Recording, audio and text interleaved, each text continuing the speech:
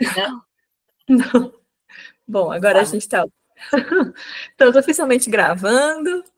E vou começar já, então, com o roteirinho que eu tinha pensado. Primeiramente, falando para todos serem muito bem-vindos, bem-vindas e bem-vindes a mais um Papo com a Liga. Hoje a gente tem a alegria de receber uma convidada muito especial, a Camila de Conto, que é, entre muitas outras coisas, engenheira de materiais e de embarcações, velejadora, viajante, aventureira, mãe e apaixonada pelo mar.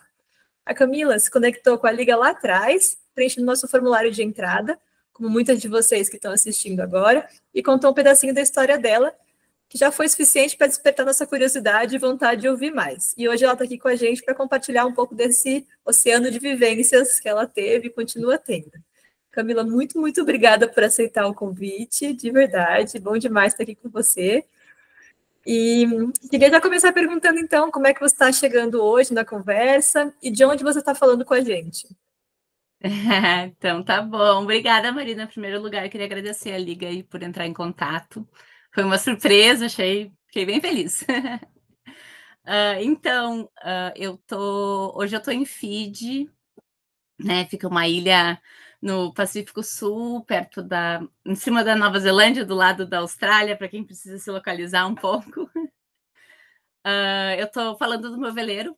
Eu moro embarcada faz já 4 anos e meio que eu moro no meu veleiro, Songster. E é isso, eu estou aqui. Quando eu me inscrevi na Liga, eu ainda morava em terra, ainda não tinha um veleiro. Então, muita coisa mudou desde que eu entrei em contato com vocês. E cada vez mais eu fiz do oceano a minha casa. Então, acho que tem tudo a ver com a Liga. Sem dúvidas. Então, um pouco da minha história, né? Quem sou eu? O que eu faço? Pode falar. Eu sou uma pessoa muito curiosa, muito determinada, muito otimista, muito feliz, muito nerd e muito louca. Eu sou gaúcha, eu fui embora do Brasil, eu tenho 37 anos, eu fui embora quando eu tinha 23 para estudar. Eu ganhei uma bolsa de estudos e eu fui para a França estudar. E a vida deu muitas voltas, eu morei em muitos lugares desde então, eu sempre fui muito aberta a todas as oportunidades que vieram no meu caminho, então eu estudei na Europa, me formei, eu trabalhei, eu fui para o Caribe, eu morei 6 anos no Caribe, trabalhando, e eu fui embora há 4 anos e meio atrás, embarcada, na época só com meu marido, e hoje com meu marido e com meu filho, que nasceu ao longo do caminho. E é isso, eu vivo essa vida no oceano. Que legal, nossa, que história diferente, né? Você tem um pouco de sotaque ainda, dá para ver que você tem o Brasil aí, alguma parte da sua história, mas acabou misturando também. Legal demais. Sim. Você estudou, então, engenharia de materiais na França, é isso? Você pode contar um pouco mais sobre a trajetória acadêmica, profissional, se puder? Sim. Eu fazia engenharia de materiais no Brasil, em Caxias do Sul, lá no sul do Brasil, porque eu queria trabalhar com biomateriais. E aí eu ganhei uma bolsa de estudos na França, era a Bolsa Braftec, com o governo do Brasil, com o governo da França. Era uma bolsa de 2 anos para fazer uma dupla diplomação. Então, fazia mestrado e doutorado no Brasil e na França. Aí eu fiz engenharia de materiais, com mestrado em ciência dos materiais. E nesses 2 anos de França, eu acabei conhecendo o meu namorado, que hoje é meu marido. Ele é holandês. Então, quando eu acabei os estudos, eu acabei me mudando para Holanda com ele. E comecei a trabalhar na indústria farmacêutica, que era o mais perto que eu tinha dos biomateriais que eu queria trabalhar. E aí, a vida acabou nos tendo uma oportunidade maravilhosa da gente se mudar para Curaçao, que é uma ilha no Caribe, uma ilha holandesa. E, primeiramente, na época, meu namorado ganhou uma proposta de emprego, e aí a gente foi pesquisar sobre que oportunidades eu teria na ilha, e, para nossa surpresa, tinha uma multinacional farmacêutica inglesa que tinha uma unidade lá, então eu ia poder continuar trabalhando na área. E nós fomos, e eu morei 6 anos lá, trabalhando como engenheira engenheira de materiais e de processos nessa empresa.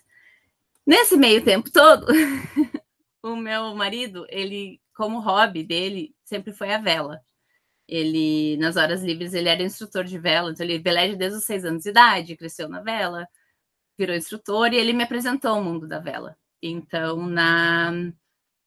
na Holanda, a gente tinha um veleiro pequeno, foi quando eu aprendi a velejar, e aí no Caribe, quando a gente foi para o Caribe para trabalhar e, né, viver a nossa vida profissional, nós combinamos que a gente ia, mas a gente ia embora de veleiro, quando a gente pudesse, quando a gente tivesse condições, quando desse.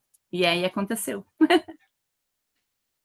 Mais ou menos isso. Nossa, que legal. E que salto, né, de velejar na Holanda para velejar em Curaçao também. Uma outra paisagem, né? Sim, bem melhor. Definitivamente. Né? Tirar a jaqueta para velejar de biquíni. Tá ótimo. Então foi assim que surgiu a ideia de acabar viajando e morando num veleiro. Vocês já tinham combinado, aí surgiu a oportunidade, vocês foram, embarcaram nessa, então aí há 4 anos e meio, você comentou, né? 4 anos e meio. A gente... eu sempre tive essa conexão muito forte com o oceano, né? Eu sempre gostei muito de praia, muito de mar. Aí quando eu fui para a Europa, lá na França, eu morava no norte da França, era muito longe do mar, era muito frio também, eu tinha muitas saudades disso. Então, quando eu me mudei para a Holanda e comecei a velejar, para mim já era o máximo. Eu nem me importava que era frio, porque pelo menos a gente estava na água, estava vivendo com os elementos. E depois que eu fui para Curaçao, eu falei, nunca mais eu vou morar longe. É isso aí. E não só não morar longe, mas como irei morar no mar. E é sobre isso. Não podia estar mais perto. Que legal. Aí agora vamos para a minha próxima pergunta, então, tem tudo a ver com isso, de como é que é viver a 3 no barco e criar um filho nesse ambiente que é tão diferente do que a maioria das pessoas conhece, assim. Como é que é isso? Olha, eu não sei como é criar um filho em terra para poder comparar. Bom. Mas eu acho muito bom. Eu acho que é uma vida muito intensa. Claro, eu não tenho aquela rede de apoio que todo mundo tem, não tem a avó para deixar, não tem a tia para ajudar, não tem isso, sabe? Às vezes é bem, bem intenso. Mas é a coisa mais linda do mundo. A gente cresce, né? O meu filho está crescendo do nosso lado, a gente tem tempo para ele, a gente, né? Não tá todo mundo junto. E ao mesmo tempo a comunidade da vela é muito maravilhosa. Então, a gente veleja, hoje eu tenho amigos velejadores que também têm filhos da mesma idade, então a gente meio que veleja nos mesmos caminhos, então as crianças estão sempre juntas.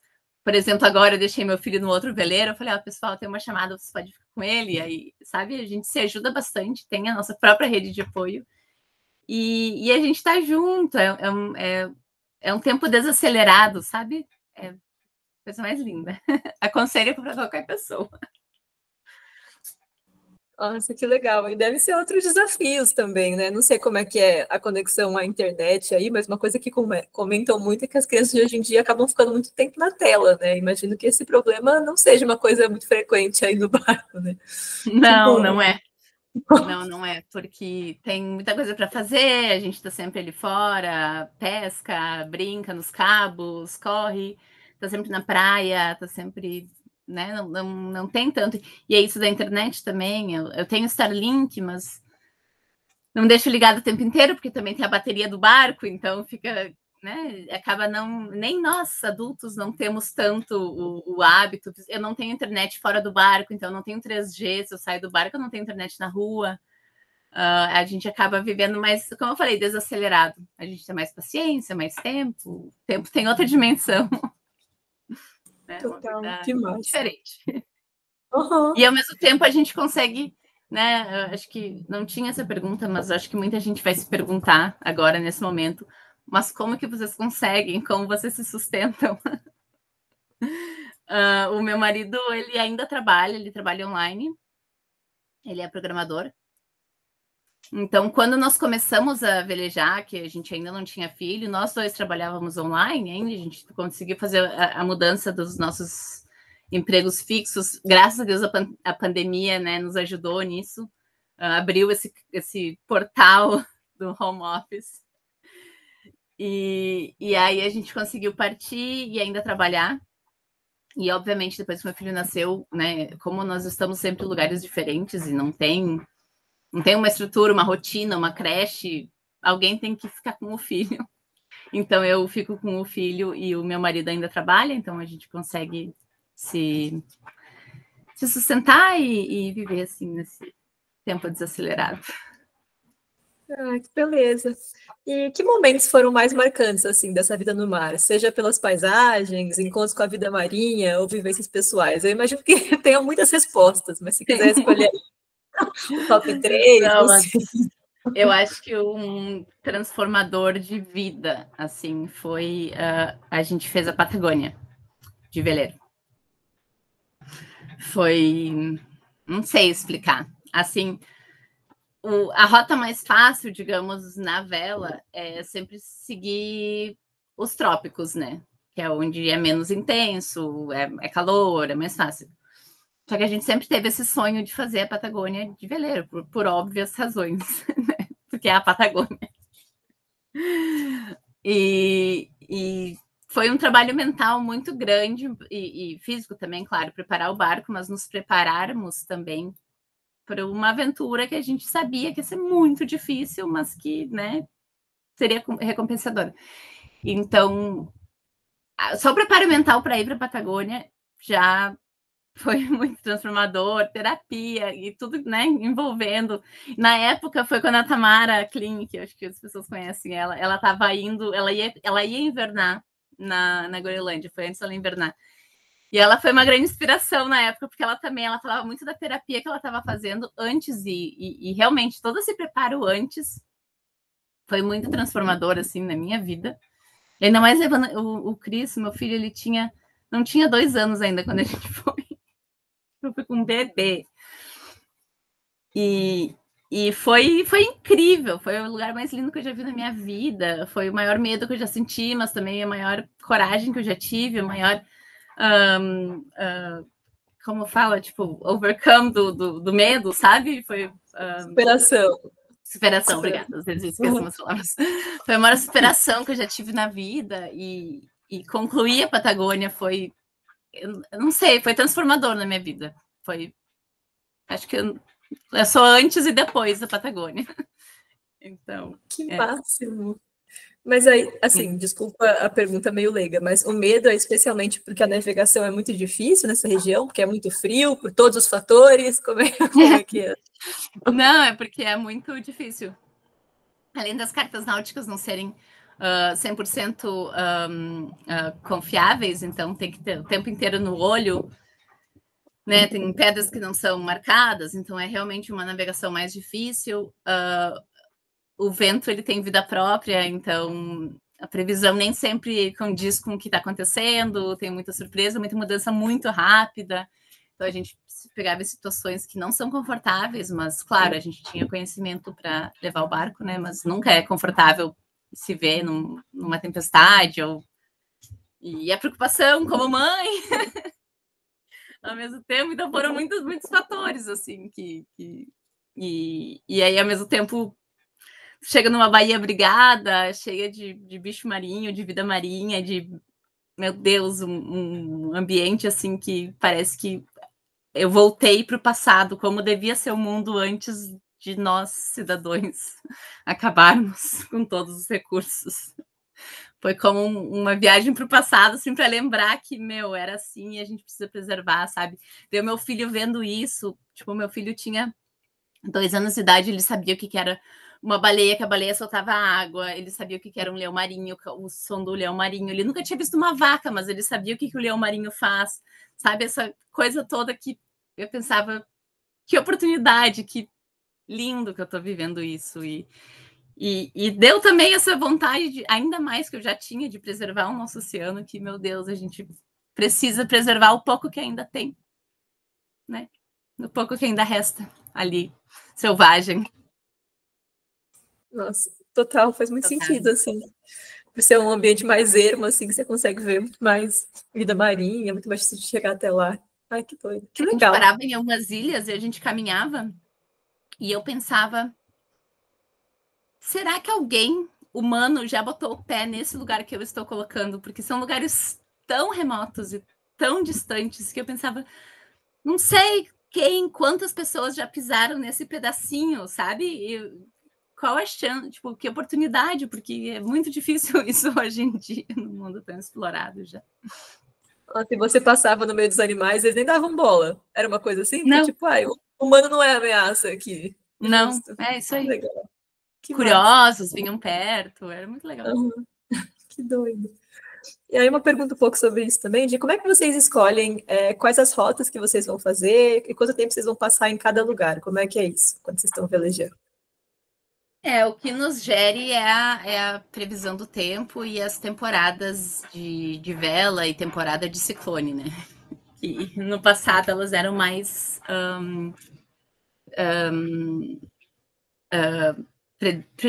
predictable, elas eram mais previsíveis. Ai, desculpa, gente, desculpa, não quero parecer chique. Tipo, mas é que Desculpa, é chique. Faz muito tempo que eu saí, às vezes eu não falo em português assim, tanto sobre esse assunto, e daí eu não lembro das palavras.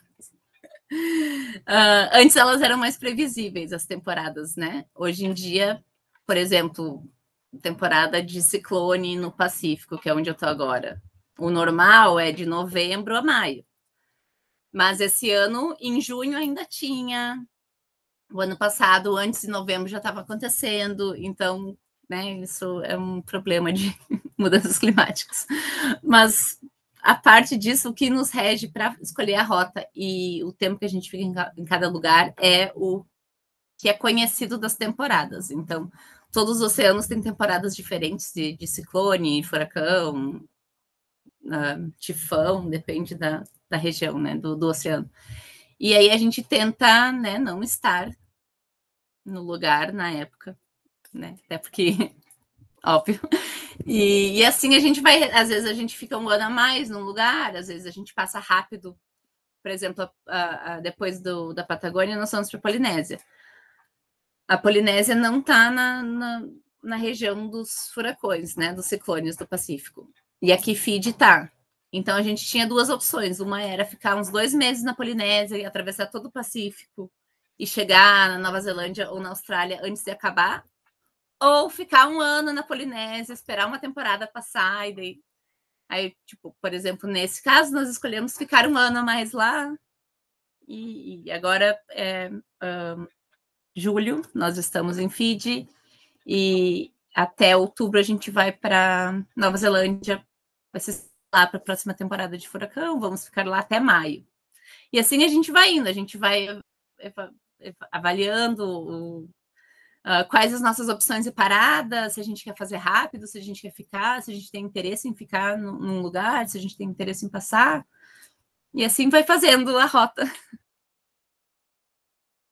Nossa, que legal, juro. Que legal. É diferente, né? Coisas que a gente nem imagina que vão passando.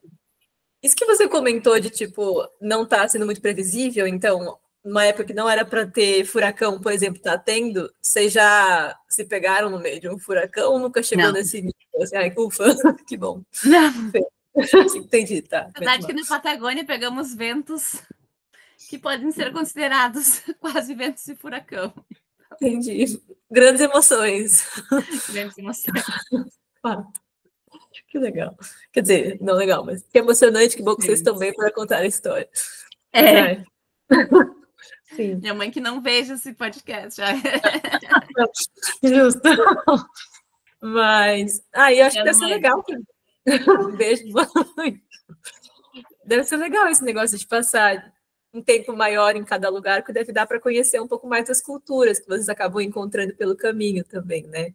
Como é isso, assim? Vocês chegaram a entrar em contato com culturas muito diferentes do que vocês estavam acostumados? Como é que é isso? Com certeza. Aí, peraí que eu tô tentando... Esse também faz parte do veleiro. O vento mudou e agora o sol tá entrando pela janela.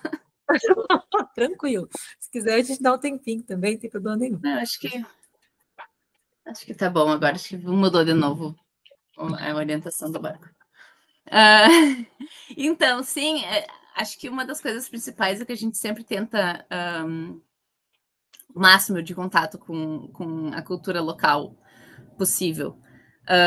Como a gente ficou, por exemplo, agora 1 ano na Polinésia, eu acabei colocando meu filho na escolinha em várias ilhas diferentes que a gente parou. Então, ele e aí as aulas eram em francês ou ele foi em 2 ilhas diferentes na escolinha, numa era em Moréia, então ele falava tahitiano. Coitadinho, todo confuso. Era tahitiano e francês, e daí depois a gente foi para outra ilha, para Gambier, que é muito afastado, e lá era mangareviano, não sei se essa é uma boa tradução em português. Mas ele ia para a escolinha, ele cantava as músicas nesse idioma local, era muito legal, assim, de ver esse contato. Daí a gente ele acaba sendo o nosso portal de entrada para a comunidade em geral, né? Porque acaba tendo essa troca mais fácil com outros pais, com a escola, com curiosos que falam, nossa, e o meu filho ele é todo loirinho, então todo mundo quer tocar, é muito engraçado. Legal. Mas é incrível, é muito legal. Agora aqui também a gente está em Fiji, várias ilhas que a gente vai, quando a gente ancora na frente da vila, a gente tem que ir encontrar o chefe da vila, pedir permissão para ancorar, fazer uma oferenda para ele, daí eles fazem uma cerimônia para nos receber, é uma coisa muito maluca. Nossa, tem todo um ritual, assim, quando você chega, então, que máximo.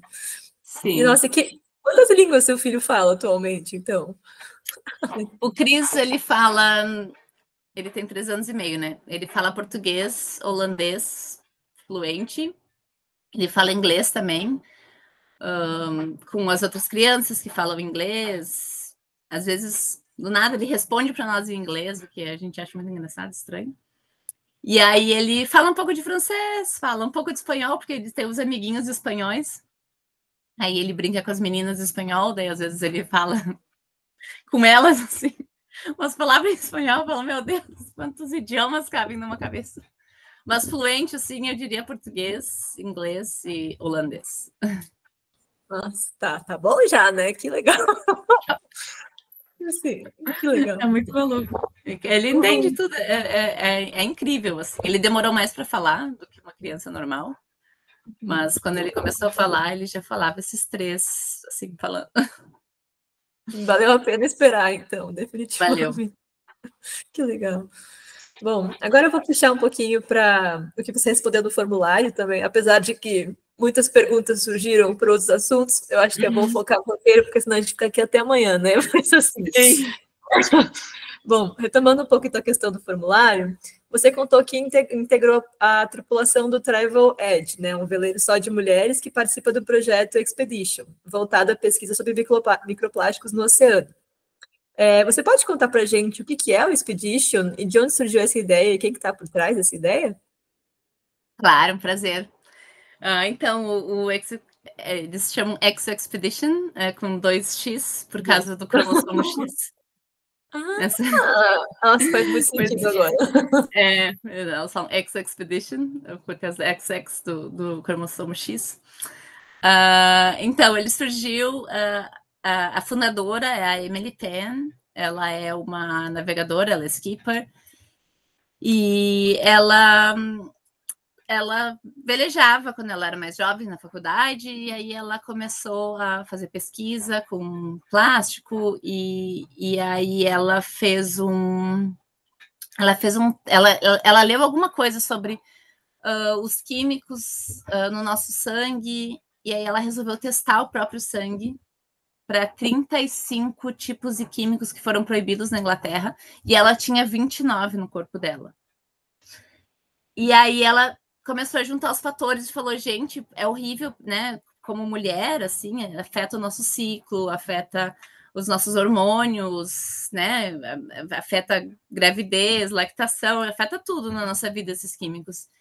E eles estão nos plásticos, e ela era velejadora, e o plástico também está nos oceanos, então ela resolveu juntar tudo isso e e convidar mulheres para ir velejar e pesquisar sobre o que está nos fazendo mal, que é o plástico. E aí ela criou essa organização, a X-Expedition, e ela fez vários projetos antes do que eu participei. Eram projetos mais curtos, na Inglaterra, na Europa, e aí surgiu o X-Expedition Around the World, e aí elas recrutaram 300 mulheres para fazer a volta ao mundo em 30 trechos, 10 mulheres em cada trecho. E foi ali que eu entrei nessa. E aí a ideia era passar pelos grandes giros plásticos, não sei como fala em português. Assim, dá para entender, tá? Funciona. Passar pelos que tem nos oceanos, né? Os giros. E fazer pesquisa. E aí foi quando eu entrei no X-Expedition. A ideia era fazer coleta, então, do material, em cada um dos giros, avaliando o que tinha. A gente foi... a gente tinha 3 tipos de coleta de amostras. A gente tinha uma manta troll, que é tipo uma rede, assim, parecia uma manta. Né? Manta Ray, não sei como fala. Uma raia-manta. Raia-manta, isso, obrigada. Uma raia-manta, jogava na água, e ela tinha uma rede e a gente coletava como um filtro, assim. Aí depois analisava o que foi coletado e a gente analisava no próprio veleiro o que a gente coletava de plástico. A gente tinha equipamento, tinha um FTIR portátil, então a gente podia fazer análise mesmo química estrutural, né, dele, para descobrir se era um PET, se era um polietileno, o que era. E a gente também fazia amostras mais profundas, a gente jogava uma garrafa no meio do mar, tipo, a 30 metros, e aí coletava só uma amostra única, e essa a gente congelava porque ia para o laboratório para fazer análise química. E tinha mais alguma que a gente fazia. A gente fazia coleta de ar também. A gente botava em cima do mastro uns filtros e depois coletava, também congelava para mandar para o laboratório para ver se tinha alguma coisa de plástico no ar. A gente sabe que em cidades tem, né? Mas aí era a ideia ver se no mar também tinha partículas. E assim foi em todos. Essa era a ideia, cobrir todo o mundo coletando essas amostras. Era mais ou menos isso. E uma coisa que eu li também é que o projeto envolvia mulheres de diferentes carreiras, para além de diferentes regiões do mundo, né? Então tinha atrizes, psicólogas, cientistas, comunicadoras. Qual era a ideia de reunir gente com tanta diversidade, assim, de profissões? Afinal, era uma coisa muito mais química, né? As análises em si, assim. Então, apesar de a gente ter o time, né, que fazia a pesquisa nos laboratórios onde a gente mandava as amostras, a ideia era justamente fazer um batalhão bem diverso de comunicadoras, de pessoas que pudessem voltar para casa e trazer a vivência em todas as áreas. Sabe? A ideia é que não existe uma solução só para combater o microplástico, né?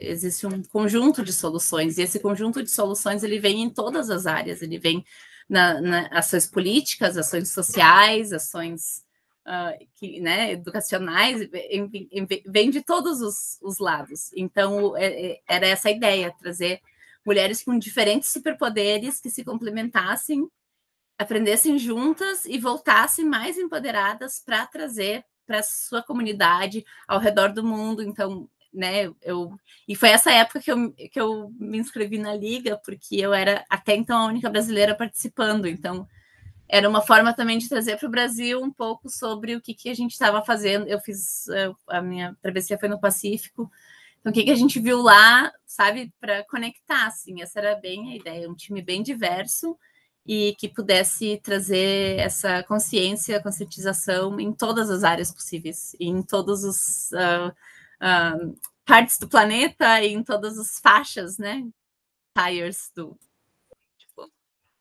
Sim. Que legal, faz todo sentido, assim. Eu tinha uma pergunta que era, como você descobriu o projeto e o que te motivou a se candidatar? O que te motivou a se candidatar tá bem óbvio, que é incrível. Não, mas eu quero dizer, eu gostei dessa pergunta, eu acho que tem mais para falar sobre isso também. Eu queria falar sobre a transformação que eu acho que acontece com... Não sei se todo mundo que está assistindo, né, essa gravação, se...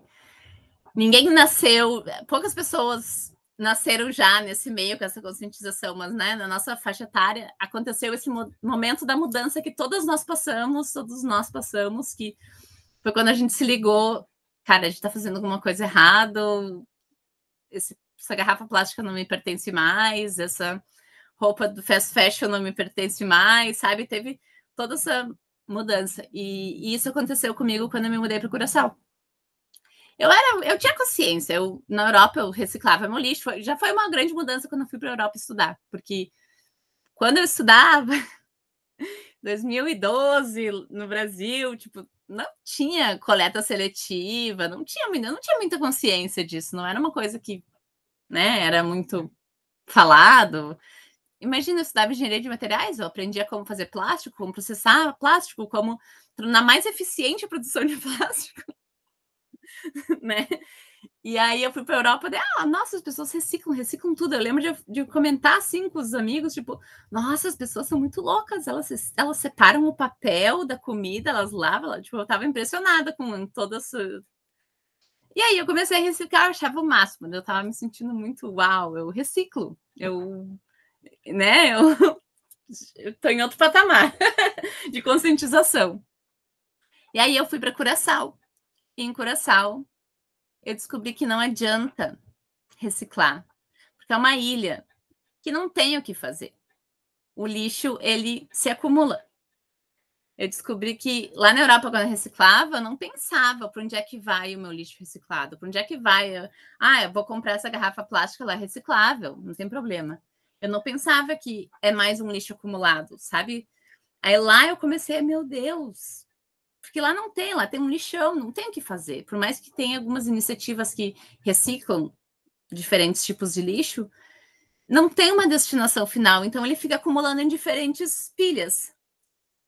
E além disso, eu comecei a mergulhar, eu fiz minha certificação, né, de mergulho de cilindro, aí eu ia mergulhar, eu começava a ver embaixo do mar, eu via o coral e eu via também o entulho ali no mar, não só de plástico, mas outras coisas também, uma garrafa da Heineken ali no meio com o peixinho passando, sabe? Essa coisa começou a dar na minha cabeça, assim, meu Deus, tá tudo errado.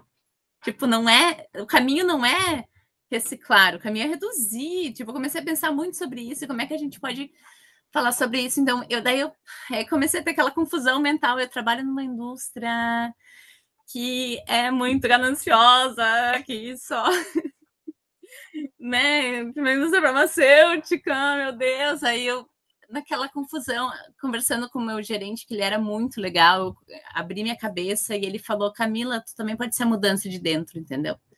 Tipo, ele me incentivou muito, aí eu criei um time de sustentabilidade na empresa, a gente começou a fazer várias ações, aí eu participava dos restauração de coral lá na ilha, eu tinha o meu coral, meu jardim de coral embaixo da água, eu participava da conservação das tartarugas, tipo, trazia a minha empresa multinacional agora, dava patrocínio para a conservação das tartarugas, tipo, eu comecei a fazer tudo isso começou, eu me sentia melhor, porque pelo menos alguma coisa eu estava fazendo, e aí, do nada, umas 3 amigas diferentes no Brasil, lá em Curaçao, na Europa, 3 diferentes, me mandaram uma notícia na CNN que saiu do X-Expedition. E as 3 falaram, é a tua cara. Aí eu olhei e falei, meu Deus do céu, eu preciso! Porque eu já tinha os planos de velejar, e aí era só mulher, e era pesquisa, que, né, eu sempre fui muito nerd, sempre gostei muito, por mais que eu agora trabalhava na indústria, eu sempre, né, gostei muito da parte acadêmica. E aí eu fui muito feliz. Eu achei que era importante falar sobre transformação, que acho que todo mundo passa. com certeza, com certeza. Que bom que eu fiz a pergunta. Às vezes eu faço manejo adaptativo assim, corto umas perguntas, que bom que não foi o caso. Bom, então... Mas quando eu vi as questionários, eu falei, essa vai ser uma boa para falar de informação, porque foi isso. Se eu não tivesse passado por tudo isso, ninguém teria conectado a mulher velejando, pesquisa no oceano e a Camila que quer velejar. Tipo, eu só queria velejar. Nossa, sim. Ticou ali todas as caixinhas, 3 pessoas diferentes andando, você tinha que fazer parte. E foram, tipo assim, acho que 10. A primeira parte, elas fizeram 3 partes de recrutamento, né? Recrutamento. Cada 100 mulheres, 100 mulheres e 100 mulheres, né? Cada etapa. E a primeira etapa foi a que eu participei, das primeiras 10 pernas. E teve 10 mil inscritas. E, tipo, 100 mulheres foram selecionadas. Tipo, realmente, tipo, todas as caixas. Foi uma loucura. Nossa. Que legal saber que tanta gente ficou interessada em participar também, né? Que massa. Muito bom. Nem acreditei. Maravilhosa. Bom, então, queria saber um pouco mais de como é que foram os preparativos para embarcar nessa expedição e quais foram as maiores empolgações e aflições, assim, na véspera de zarpar. Como é que você estava vendo isso? Então, eu estava emocionadíssima, foi muito legal, porque aí eu já fazia parte dessa comunidade em Curaçao que fazia toda essa preservação, e é uma ilha pequena, né? Mas aí tu tá ali nesse meio nacional, digamos. Então foi muito legal, assim, falar sobre isso para todos os meus canais em Curaçao, um pouco no Brasil também, foi quando eu preenchi o formulário da Liga, na minha universidade no Brasil, estava todo mundo muito feliz, queria falar sobre isso, dei várias. Foi muito legal assim falar sobre isso com todo mundo e buscar, né? A minha ideia também, além de fazer parte da pesquisa, também era ter a vivência no mar, porque a essa altura eu já estava com todos os planos de comprar meu veleiro, de sair, a gente já estava com o nosso plano financeiro acontecendo e com uma projeção de dezembro de 2020 ir embora de Curaçao com o veleiro, então comprar o veleiro no final de 2020, então fazia parte também disso, então eu estava muito feliz, aí o meu time de vela, eu corri a regata em Curaçao, meu time de vela também estava, né, me treinando mais ainda, porque também ia estar no mar, e essa é a primeira vez que eu ia fazer uma navegação, assim, eu só tinha feito navegações costeiras, algumas entre ilhas, mas todas de dia, nunca tinha feito, né, essa navegação noturna, então eu tava muito emocionada. E foi muito legal, eu não tinha muitos medos, assim, eu tava mais emocionada com tudo. Aí teve o lançamento da campanha, lançamento do projeto foi na Europa, aí a minha empresa também, não, vai para lá, sabe? Foram muito legais, assim, eles também estavam bem me usando de portfólio deles, que eles fazem alguma coisa boa para o planeta. Então, eu pude ir para o lançamento da viagem, foi muito legal, foi uma época muito... Estava muito feliz. E aí o Covid começou a acontecer, né?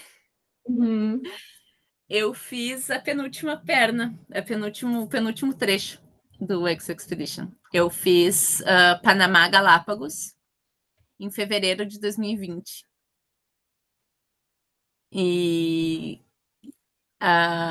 em março aconteceu o Covid, né? Eu cheguei de volta, eu desembarquei e foi muito legal, porque o projeto em si, né? Eu fui para o Panamá encontrar elas, aí lá no Panamá a gente já fazia um pouco de pesquisa em terra, os outros métodos de pesquisas também de citizen science, tipo de, né, desses projetos. Isso. E aí a gente também deu umas palestras lá para a comunidade, foi muito legal. E aí a gente foram 12 dias até chegar em Galápagos. E aí a gente fez mais um projeto lá com a comunidade, visitou também gerenciamento de resíduos das ilhas. Foi muito legal, assim, também o tempo que a gente ficou lá. Aí, além disso, eu fiquei mais 15 dias. Depois que elas partiram, eu fiquei 15 dias de férias em Galápagos. Meu marido foi daí me encontrar, a gente ficou mergulhando, aproveitando. E aí eu voltei para Curaçao os primeiros dias de março. E 10 dias depois fechou o mundo por causa do Covid. Foi uma loucura. Eu pensei, gente. E antes de ir, eu nem sabia que tinha Covid, nem tava. Era janeiro, final de janeiro, eu estava me preparando para o Panamá. Sabia que existia Covid, mas nem imaginava. Tipo, tudo aconteceu nessa viagem. Entre, tipo, saber que existe e voltar e tá o mundo fechado. Foi muito louco. Caraca. Nossa, não, tem algumas perguntas sobre isso também, mas só essa questão do trecho. Você ficou 12 dias, então, navegando entre Panamá e Galápagos, fazendo todos esses testes também de coleta. E esses 12 dias, como é que foi conviver com outras mulheres que você não conhecia de outras partes do mundo? Como é que foi a interação? Foram quantas mulheres nesse trecho com você, no veleiro? Então, cada trecho eram 10 mulheres convidadas. E tinha a tripulação do barco, que era a capitã, a imediata. Vocês estão falando sério em português, mas deve ser. E Eu também não sei. Sim. Só vai. deckhand, tipo, a faz tudo. Tipo, tem a capitã, a segunda capitã, a vice-capitã e a faz tudo. E a capitã, a first mate e a deckhand. Em inglês, eu não sei em português. Mas, enfim, elas três eram tripulantes, elas que tocavam o barco, elas eram as tripulantes oficiais e cada trecho tinha 10 mulheres convidadas. Ah, e uma chefe de pesquisa, que era da universidade. E então mudavam as 10 mulheres sempre, mas essas 4, né, as 3 que tocavam o barco e a chefe de pesquisa, elas ficavam. E aí a gente fazia os turnos, né? Elas dividiram a gente em grupinhos de 3 ou 4. Eram 3 grupos. E 2 de 3 e 1 de 4. E aí a gente fazia turnos de 4 horas. Porque no veleiro é assim, né? Nunca para quando tu tá em travessia. Ele tá sempre funcionando, sempre tem gente acordada. Então, a gente fazia os nossos turnos de 4 horas. Das 8 da manhã ao meio-dia, das 8 da noite ao meio-dia, era só navegação. A gente não fazia nada de pesquisa. Então, era das 8 à meia-noite, da meia-noite às 4 da manhã, e desculpa, até as 8 da manhã, era 12 horas. Das 8 à meia-noite, da meia-noite às 4 da manhã, e das 4 da manhã às 8 da manhã, eram os 3 grupos que faziam os turnos junto com as tripulantes. E aí era só navegação, aí era, né, era muito legal. Das minhas 3, 2 estavam sempre mareadas.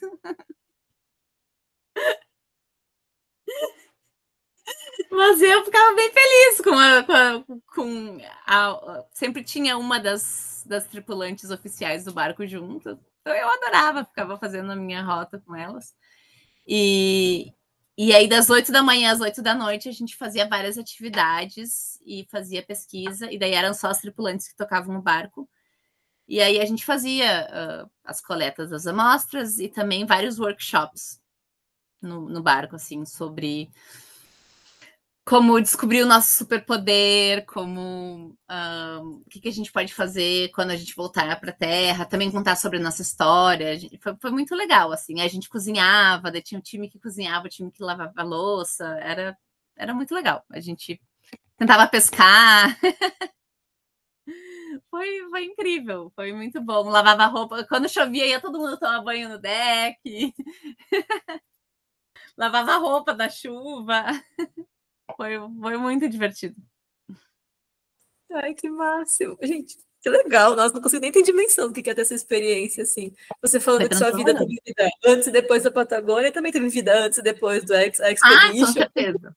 Com certeza. Assim, muitos momentos marcantes.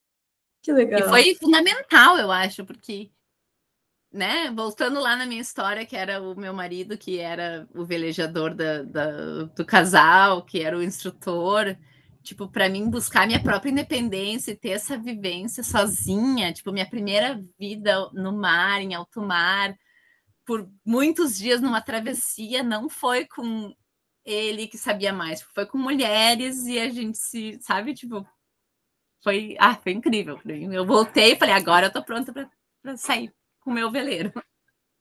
Agora que eu já vivi um pouco sozinha, eu posso viver junto. Com certeza, que máximo. E você falou que tinha uma chefe de pesquisa e ela de uma universidade só que rodou ao longo de todas as pernas que tiveram antes da pandemia interromper, né? Era uma universidade que vocês tinham parceria ou eram outras também ao redor? Nós tínhamos parceria com 2 universidades, uma em Londres e uma uma na Inglaterra e uma nos Estados Unidos.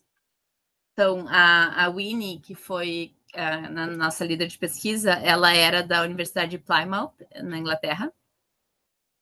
E a outra universidade que a gente tinha parceria era com a Universidade de Geórgia, nos Estados Unidos. Com a Jana. Eu só sei o nome delas, não sei o nome completo. Só o primeiro nome. Mas eram as 2 universidades principais, assim, que a gente tinha os projetos rolando de pesquisa. E aí, a nossa chefe era da Universidade de Plymouth. Ela ia fazer as primeiras 10 pernas, que foram as únicas que aconteceram. E aí isso me puxa para a minha próxima pergunta, né? De que a pandemia interrompeu uma parte do projeto.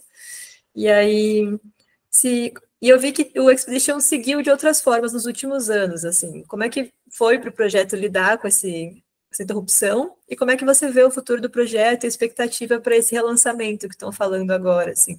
Será que vão abrir uma nova seleção? As mulheres que estavam participando antes talvez ainda participem? Vai continuar a mesma rota? Enfim, nesse sentido. Então aconteceu, né? Aconteceu o Covid, não dava mais para continuar. O barco ficou muito tempo no Tahiti parado, o Travel Edge. Aí elas continuaram numa forma virtual a volta ao mundo. Então, quem já tinha sido selecionado teve um reembolso, porque né, tinha uma taxa para pagar do barco. Então, teve esse reembolso de quem né, já tinha pago. Acho que as próximas 10 já tinham pago. E aí, as últimas 10, elas tinham sido selecionadas, mas ainda não tinham começado. Então, elas mantiveram essas 20 mulheres ainda. Essas 200 mulheres ainda. E fizeram uma volta ao mundo virtual com todas as autoridades e universidades dos locais onde parariam. Por exemplo, né, eu falei que a gente fez um trabalho na comunidade no Panamá, em Galápagos. Também a gente fez com as universidades no Panamá e no Galápagos. Então, foi a mesma coisa, né? Se a minha volta ao mundo tivesse sido virtual, a gente teria tido essa mesma interação na forma de webinários. E todos os workshops que a gente fazia a bordo, eles aconteceram também online. E aí elas fizeram ainda, então as mulheres participaram. Aí na rota original também passava pelo Brasil, elas paravam em Noronha só, eu acho. E eu participei daquela virtual, porque daí foi uma rota virtual, então elas me colocaram, porque daí eu era a única brasileira que tinha participado do real, então elas fizeram um dos workshops era um pouco sobre sobrevivência a bordo, com muitas curiosidades, falando sobre como era. Então, eu me juntei naquela parte do projeto também. Foi legal, porque também trouxe um pouco de awareness, trouxe um pouco né, de conscientização, trouxe um pouco desse contato das mulheres com a pesquisa. Elas foram, né, algumas podiam fazer alguma coisa em casa, né, pesquisar alguma coisa na sua comunidade, trazer. Então, foi diferente, mas elas seguiram. E aí elas lançaram os artigos das amostras que nós coletamos, né, os resultados que elas tiveram. A ideia também era, e essa parte nunca aconteceu, era da gente todas tirarem o sangue para fazer também a mesma análise, mas aí essa parceria acabou não acontecendo por causa do Covid, que foi uma pena, mas ia ser no final, quando tivessem todas as 300. Isso, e assim elas seguiram, aí elas lançaram também nas Maldivas, elas conseguiram fazer um projeto solar. Elas também lançaram um site, o Shift, que era tipo um site tipo um Pinterest, assim, para tudo que é mudança que a gente pode fazer, como se tivesse um lugar, um portal de todos os nossos superpoderes. Foi muito legal também, onde a gente podia pensar em qualquer mudança que você pode fazer na sua vida e que você pode trazer também para sua comunidade, seja educacional, governamental, todos os outros AUS. Foram várias ações. E aí agora a Emily Penn anunciou faz poucas semanas que a X-Expedition vai voltar para a água. Então, quem tiver interesse em participar, é só entrar no site do X-Expedition, que eu acho que vai ter alguma coisa, alguma descrição aqui desse bate-papo, vai ter o site. É só entrar lá e preencher um formulário muito simples para dizer que tem interesse. Em setembro, elas vão começar a anunciar como vai ser. Ele vai vir num formato um pouco diferente. A gente já está, né? A pergunta, sim, nós, embaixadoras da X-Expedition, estamos envolvidas. Vai ter um formato um pouco diferente, mas da volta ao mundo vai ser ao mesmo tempo ao redor do mundo. E então. Oi, Camila, Marina. Desculpa interromper, só um segundo. Aqui está oscilando a internet, eu vou só desligar a câmera que eu estou no 3G, tá? Mas pode continuar falando. Aí eu já volto com ela. Tá bom. Vai ter, então, esse formato que vai estar acontecendo ao mesmo tempo.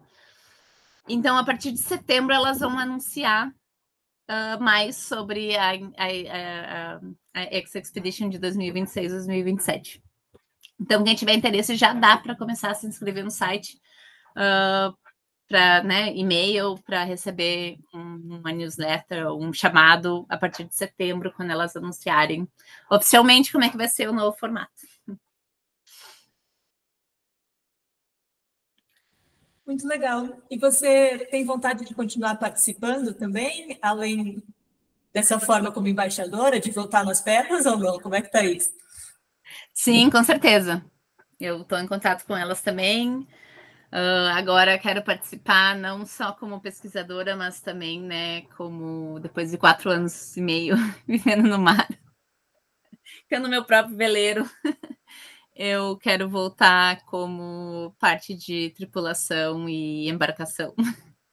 E vamos ver que isso vai dar certo, nossas ideias aí que nós temos com o X-Expedition. Que legal. É sobre isso. E que legal que continua rolando e está aberta a inscrição também. Vai ser bom divulgar isso dessa forma. Eu acho que é bem interessante, é transformador, assim, ainda mais quem tem interesse, né? Não precisa ser do mundo da vela, não precisa ser do mundo da pesquisa, né? Basta ter passado por esse momento de mudança, desse, né, wake up. E é um exercício maravilhoso de empoderamento e é incrível. Vale ir, com certeza. Que legal.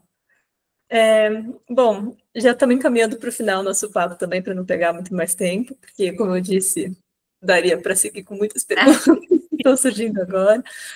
Mas agora eu queria voltar um pouco para a questão da Liga e te perguntar o que levou você a preencher o questionário lá atrás. Você já falou um pouquinho sobre isso, né? Ainda mais integrando um movimento tão forte de mulheres no oceano, literalmente. Mas, enfim, o que te levou a preencher o formulário da Liga lá atrás? O que você acha que seria importante para você se envolver mais com a rede atualmente? Assim? Então, eu acho que quando eu preenchi, a Liga estava surgindo. Foi logo no início da Liga que eu preenchi. E foi justamente isso, eu estava participando e eu fui embora do Brasil há muito tempo. Então, eu nem tenho muito contato, nunca fui do meio, né? Como o momento que eu acordei para a vida, eu morava em Curaçao, já fazia acho que uns 10 anos que eu tinha ido embora do Brasil. Então, quando eu quando eu fui aceita no X-Expedition, eu pensei, gente, eu sou a única brasileira, eu preciso trazer isso para o Brasil também, que a gente também está lá nesse projeto. E aí eu achei a Liga, daí eu me inscrevi na Liga nessa época. E eu acredito que dá para fazer muita coisa ainda, sabe? Hoje eu moro aqui, moro no oceano, eu vejo muita coisa, a gente nem falou sobre isso, sobre o que eu vejo velejando. Mas, assim, realmente eu não segui fazendo mais coisa de conscientização, só minha própria, né, lifestyle e o que eu posto nas minhas redes, mas eu não segui fazendo mais coisa porque realmente é muita coisa ser mãe, velejadora e ainda ter mais uma. Mas eu acho que dá para fazer muita coisa, sabe? Sobre trazer essa vivência aqui do mar. Tem tanta mulher, e tem velejadoras brasileiras que também estão fazendo cruzeiro, tipo, como eu, que estão dando a volta ao mundo de veleiro. Eu acho que dá para unir um pouco isso, sabe? Temos tantas de nós, mulheres velejadoras, que estamos nos mares todos os dias, e poderíamos também estar trazendo um pouco sobre isso, não só quem está aí no Brasil fazendo todo esse trabalho, mas também quem está aqui fora, vendo o que está no mar quando a gente está passando, sabe? Eu acho que dá para unir esses dois universos. E será um prazer fazer isso também. Com certeza. Bom ponto. Nossa, você falando aí, me deu vontade de perguntar mais 15 coisas, assim, mas eu acho que eu vou focar em uma, que seria uma pergunta mais espontânea agora, em relação ao projeto e também Expedition. Mas em relação aos resultados que vocês conseguiram acessar a partir dos trechos que vocês fizeram, assim, você falou que, por exemplo, um teste que fizeram foi de buscar plásticos no ar, né, no meio do mar, assim, vocês conseguiram encontrar? Quais foram os principais resultados dessas primeiros trechos aí? Então, as navegações que foram mais costeiras, elas tinham até plástico no ar. Tipo, entre as ilhas, no Caribe, na costa da Inglaterra, ali nas Canárias, que elas passaram também, várias ilhas do Caribe, né, perto do Panamá, também Colômbia, tiveram mais amostras, por exemplo, tinha microplástico no ar. As que foram na travessia do Atlântico e do Pacífico já não tinha muita coisa. E claro, a gente achou muito plástico perto do Panamá, muito plástico, onde as correntes oceânicas são mais fortes. A gente achou muito plástico, muito surpreendente, as amostras a 30 metros de profundidade, várias, tinha muita coisa. Foi mais, acho que foi mais do que o da superfície, foi os que ficam em suspensão, né? Foi bem. E às vezes a gente tinha também, assim, esses relatos, teve também toda a parte dos relatos de observação, que às vezes era mesmo correntes que vêm, e tu vê visualmente muita coisa passando. É como se tu pensa, meu Deus, foi um navio que abriu agora as comportas e largou tudo. Como que pode? Mas são realmente como o plástico ele segue as correntes marítimas. E eu acho que no site delas também deve ter o resultado dos artigos que saíram. Bom, vou disponibilizar na descrição. Acessem aqui embaixo. Pode deixar que eu boto lá. Bom, e aí, para encerrar já, então, que conselhos você daria para mulheres que têm essa vontade de se lançar ao mar, se conectar com a natureza, explorar o mundo de uma forma diferente? Para além de se inscrevam no Expedition. Eu acho que é se envolver de todas as formas possíveis antes de se largar, sabe? Porque não é só esse conto de fadas que eu conto. Eu acho que se qualificar é muito importante. Eu acho que ter independência é muito importante. A vida embarcada, eu não diria que ela é machista, mas ela é muito masculina. Sabe? É uma coisa muito mais homens do que mulheres. Então, eu acho importante ter propriedade no que tu faz e no que tu fala. Então, é importante estudar sobre previsões, estudar sobre, sobre toda essa parte de rota, de planejamento, se qualificar, se quiser, né, num veleiro ou numa embarcação, se qualificar para isso, para entender como funciona, para não ficar, né, a dependência de um homem. E ao mesmo tempo se conectar com quem já está vivendo, porque eu acho que isso também é bem importante. Antes de se lançar, ter uma noção como é, sabe, além conversar, entrar em contato, e quiser entrar em contato comigo. Eu entrei em contato com muitas mulheres antes de me lançar, muitas. Como eu morava em Curaçao e era na rota, numa dessas rotas, né, daquela pergunta que tu me fez antes, como é que vocês planejam? Curaçao é fora da rota do Hurricane Belt. Tipo, os furacões, eles vêm do Atlântico e eles sobem nas ilhas do lado, assim, do Caribe. E Curaçao fica na costa da Venezuela, então os furacões normalmente não entram. Então, muito veleiro vai para Curaçao para fugir.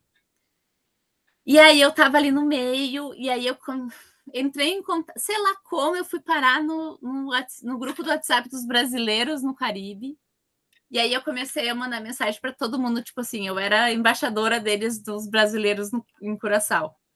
E aí eu comecei a entrar em contato, e chegavam os veleiros, eu falava, posso visitar? E eu ia visitar, e eu falava, eu quero morar um dia no... E eu pedia, sabe, eu tentava entrar o máximo em contato com como vai ser a minha vida quando eu estiver vivendo isso. Eu acho isso muito importante, para ter uma noção um pouco maior. Esse seria meu conselho, assim, inteirar o máximo possível com todos os âmbitos. Aqui no Brasil, onde é que é a rota mais frequente de veleiros, assim? Se alguém quiser conhecer os barcos presencialmente. Perguntando, olha, não por mim, sabe? Caso alguém queira. Tem muita gente que mora embarcada na região, tipo, de Ilhabela, Paraty, Ilha Grande. Eu acho que, inclusive, se eu morar um dia no Brasil, vai ser embarcada num desses lugares com o meu veleiro. Que foi um dos lugares mais lindos que eu já vi. Olha que eu já vi muito lugar, mas a região de Paraty, Nossa, Ilha Grande, meu Deus do céu. bonito isso. É muito lindo. Você é bairrista, olha só. Olha, eu passei um inverno em Porto Alegre, que é lá no sul, onde eu venho, mas ainda assim, se eu voltar para o Brasil de veleiro, seria Paraty ou Ilha Grande. Eu acho que tem muita gente marcada aí, que dá para conversar, que dá para trocar uma ideia. E a Bahia também é maravilhosa. Mas eu acho que a região mais fácil acesso é, com certeza, Ilha Bela, Ilha Grande, Paraty. Tem muita gente aí. E muita mulher também aí morando que vai adorar receber qualquer pessoa que tiver interesse em saber como é viver a bordo. Que máximo. Muito, muito obrigada. E agora a pergunta final, assim, para quem quiser continuar acompanhando sua vida nos mares, você tem alguma rede social que você gostaria de disponibilizar para as pessoas te acompanharem também? Sim, eu posto bastante no Instagram, quer dizer, bastante. Posto em ondas, como no mar. Às vezes eu posto, né? Agora deve fazer sei lá, um mês já que eu não posto nada, depois eu posto. Mas eu posto bastante no Instagram e reposto no Facebook, vai tudo mas eu não olho muito o Facebook. Então acho que o jeito mais fácil é o Instagram, que vai estar aqui embaixo. Dá like no vídeo. Eu posto em inglês, tá? Desculpa aí, pessoal, mas aqui o meu marido é holandês e aí o nosso meio, ele é muito, né? A avó lá da Holanda também quer ver. Eu posto bastante coisa do meu filho, posto bastante coisa da vida embarcada, bastante de velejar. Então, é um mix de todo o caos que eu vivo e um pouco dessa vida com um pouco que a gente vive bem simples. Que legal. Obrigada, então. Eu vou parar a gravação já, mas quero agradecer, primeiramente, muito, muito, muito obrigada por ter topado bater esse papo, por ser uma inspiração também para qualquer mulher que queira se lançar em uma aventura como essa também. Então, obrigada. Imagina. Obrigada a vocês por me convidar. Foi um prazer. Óbvio. Eu vou encerrar a gravação agora. Tá. Deixa eu parar a gravação.